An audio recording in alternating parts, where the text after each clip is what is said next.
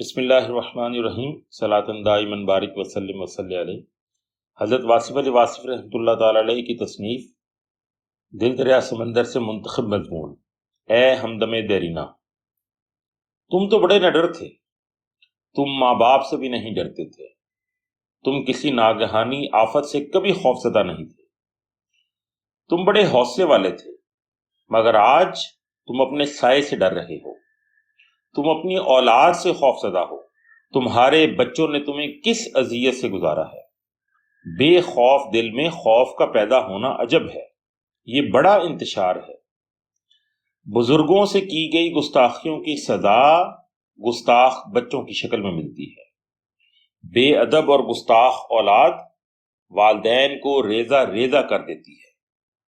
میرے دوست، والدین کی روحوں سے معافی مانگو تاکہ تمہارے بچے تمہاری عاقبت اور عبرت نہ بنے۔ جس نے والدین کا ادب کیا اس کی اولاد مؤدب ہوگی۔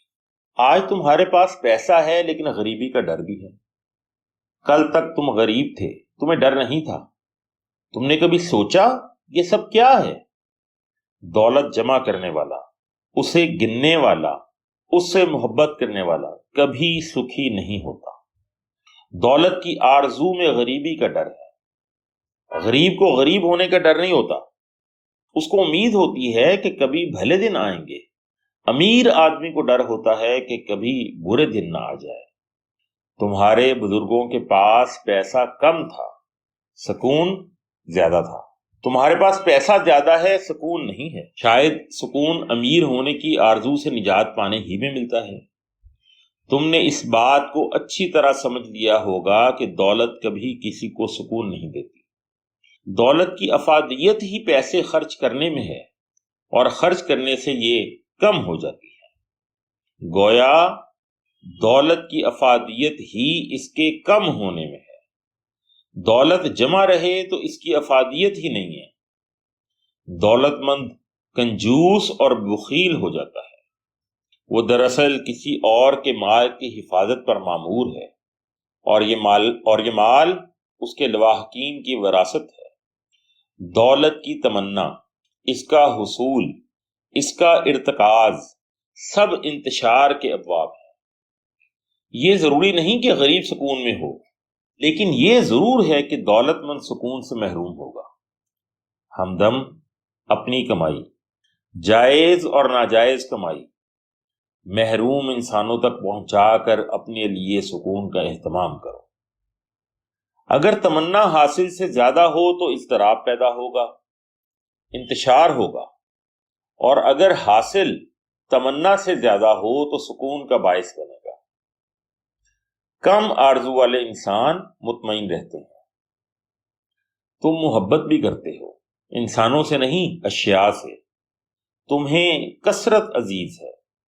تم آلائش سے، آرائش سے، آسائش سے، زیبائش سے اور نمائش سے محبت کرتے ہو۔ تم فطری جذبات سے محروم ہو چکے ہو۔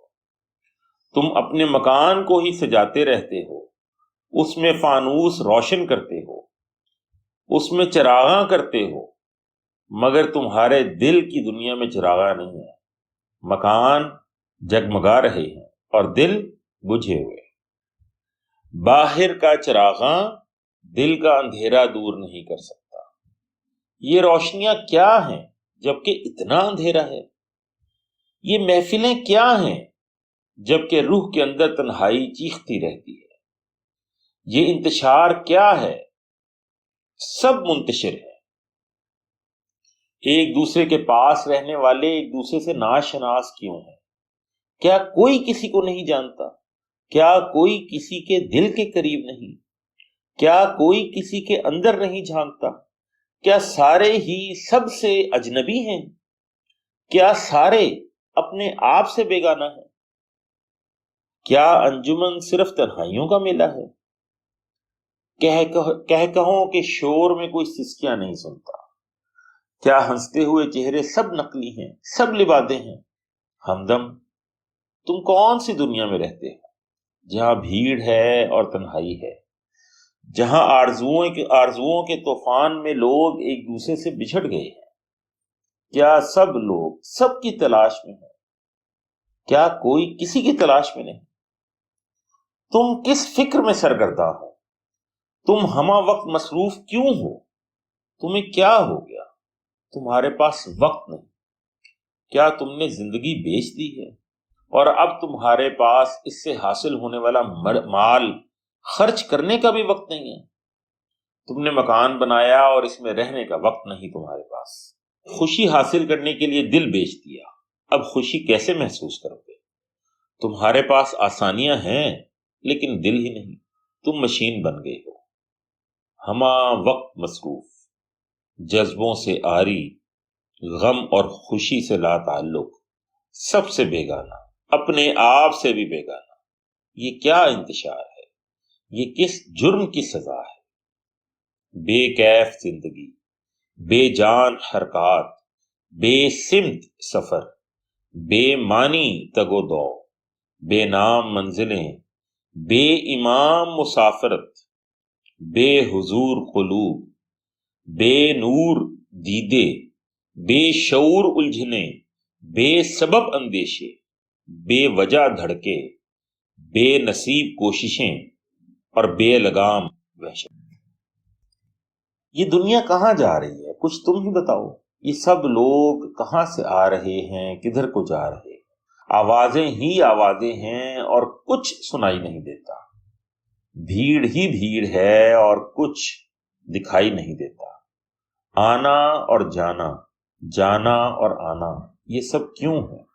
انسان کماتا ہے تاکہ زندہ رہے اور زندہ رہتا ہے تاکہ کماتا رہے۔ یہ کیا ہے؟ تم اس جہان رنگ و بو میں کیسے گزر کر رہے ہو؟ تم نے شاید سوچنا چھوڑ دیا۔ اچھا کیا، سوچنا بہت بڑی بیماری ہے، ایسی بیماری جس کا علاج نہیں ہے۔ سوچنے والے کو کبھی رات کو سورج نظر آتا ہے، کبھی دن کو تارے نظر آتے ہیں، وہ ہر شے کو ایک اور زاویے سے دیکھتا ہے۔ سوچنے والا الفاظ کے معنی ہی نہیں، معنی کے چہرے بھی دیکھتا ہے اور پھر ان چہروں سے محو کلام ہوتا ہے۔ چہرے کے معنی اور معنی کے چہرے، عجب بات ہے، لیکن یہ کوئی بات نہیں۔ سوچنے والوں کی دنیا، دنیا والوں کی سوچ سے الگ ہے۔ سوچنا اور ہر وقت سوچنا ہلاکت ہے۔ تم نے اچھا کیا کہ تم سوچ سے نکل گئے، اب تم عمل ہی عمل ہو، بے وجہ اور بے نتیجہ عمل۔ لیکن تم مصروف ہو، شاید تم مصروف رہنے کو کامیابی سمجھتے ہو۔ مصروف، ہمہ وقت مصروف، مشین کی طرح، دریا کی طرح، چیونٹی کی طرح، گردش افلاک اور گردش حالات کی طرح۔ تم سوچ میں وقت ضائع نہیں کر سکتے کیونکہ وقت قیمتی ہے اور اس کی قیمت تم وصول کر چکے ہو۔ تمہیں حرکت دینے والی طاقت کا نام ضرورت ہے، اور ضرورت کا پجاری کثرت پرست ہوتا ہے۔ کثرت پرست کو سوچ، تدبر اور فکر مل ہی نہیں سکتے۔ تم جس دنیا میں ہو اس میں وہی کچھ ہے جو ہے، لیکن کبھی کبھی جب ضرورت ساتھ چھوڑ دے اور عمل کی قدرت نہ رہے تو اس بات پہ غور کرنا کہ یہ سب کس لیے۔ اگر یہ سب کچھ اس لیے اکٹھا کیا ہے کہ اسے چھوڑ دیا جائے تو اکٹھا کرنے کا فائدہ، اور یہ ممکن ہی نہیں کہ اسے نہ چھوڑا جائے۔ یہ عجیب بات ہے کہ محنت کی عادت قائم رہے بھی، یہ عجیب بات ہے کہ محنت کی عادت قائم رہے بھی تو انسان کی طاقت کم ہونا شروع ہو جاتی ہے۔ اس کا سفر جاری رہتا ہے لیکن سفر کی رفتار مدھم ہو جاتی ہے۔ آنکھیں محفوظ رہتی ہیں لیکن بینائی غیر محفوظ ہے۔ اس کا آنگن پھولوں سے بھرا ہوتا ہے لیکن وہ رنگوں اور خوشبوؤں کی طلسمات سے لطف اندوز ہونا بھول چکا ہوتا ہے۔ اس کے دسترخوان کشادہ ہوتے جاتے ہیں لیکن اس کا ذائقہ ختم ہو چکا ہوتا ہے۔ بھر کتابیں اکٹھی کرتا ہے کہ کبھی فرصت ملی تو پڑھیں گے، لیکن جب لائبریری مکمل ہوتی ہے تو زندگی بھی مکمل ہو جاتی ہے، اور اس طرح کتابوں کا مالک ہونے کے باوجود کتابوں سے نا آشنا ہی رہتا ہے۔ زندگی بڑی طویل ہے لیکن زندگی بڑی مختصر بھی ہے۔ نہ گزرے تو ایک لمحہ نہیں گزر سکتا، صدیوں تک ایک لمحہ نہیں گزرتا۔ اور اگر گزرنے لگے تو صدیاں ایک لمحے میں سمٹ کر گزر جاتی. اسی طرح جس طرح ہجر کا لمحہ اور وصال کی صدیاں. یہ زندگی عجب ہے، نہ سوچو تو کٹتی ہی چلی جاتی ہے، اور اگر سوچنے لگو تو وقت ٹھہر جاتا ہے. گردشیں رک جاتی ہیں.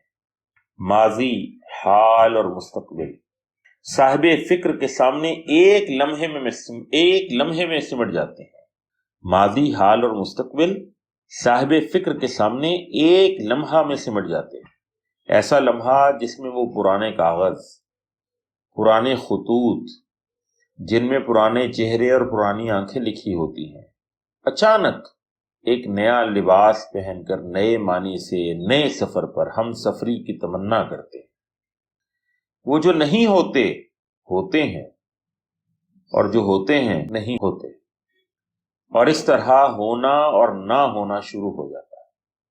ہمدم یہ سب سوچ کے طلسمات ہیں، فکر کے کرشمے ہیں. تمہاری دنیا سے دور، تمہارے جہاں سے الگ، تمہارے زمانے میں لیکن تمہارے زمانے سے باہر. تمہارے شب و روز میں حاصل اور محرومی ہے، لیکن صاحبان فکر کے ہاں نہ سود ہے نہ زیاں ہے. وہاں مسلسل خلش ہے، مستقل تپش، مدام آتش. یہ تم اپنے سفر پر گامزن رہو، تم اپنے شب و روز کو پریشان نہ کرو. تم کماتے جاؤ اور کھاتے جاؤ، کھاتے جاؤ اور کماتے جاؤ، ہمیشہ ہمیشہ کے لیے. تمہارے آنگن میں پھول کھلے، تمہارے مکانوں میں چراغاں رہے، تمہارے شہروں میں میلے قائم رہیں، اور تمہارا دل کی بات بس دل ہی میں رہنے دو. والسلام.